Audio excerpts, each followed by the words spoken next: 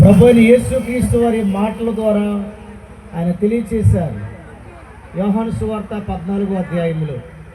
కాబట్టి మరి మీరందరూ కూడా రక్షణ మారు మనసు పొందాలి అని యేసుక్రీస్తు ప్రభువారిని మీ యొక్క రక్షకునిగా అంగీకరించి ఆత్మతో సత్యముతో దేవుని స్తుతించాలని మరి సిబిసిఎన్సి సంఘం యొక్క ఆధ్వర్యంలో ఈ పునరుత్థాన ర్యాలీని ఈ తెల్లవారుజామున ఈ ప్రాంత ప్రజలకు ఒక శుభవార్తను అందిస్తూ ఉన్నాము.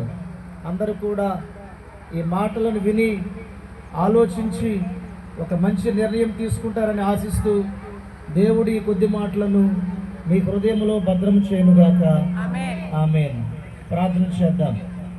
సకల ఆశీర్వాదములకు కారణభూతుడైన మా ప్రియ పరలోకపు తండ్రి, మీకు వందనాలు చెల్లిస్తూ ఉన్నాం. అయ్యా, ఈ ప్రాంతంలో నివసిస్తున్నటువంటి కుటుంబాల కొరకు ప్రార్థిస్తూ ఉన్నాం. బిడ్డలు ఏ ఏ వృత్తులపై ఆధారపడి జీవిస్తూ ఉన్నారు, వారి కష్టార్జితాన్ని దీవించండి.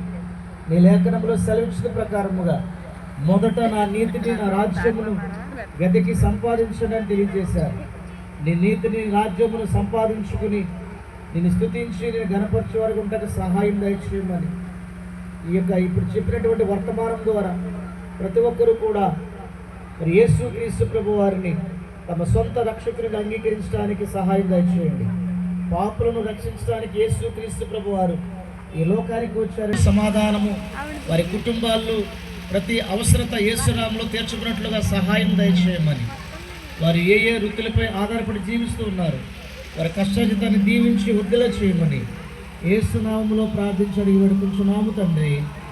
బలో క్రీస్తు మహారాజుకే రాజుల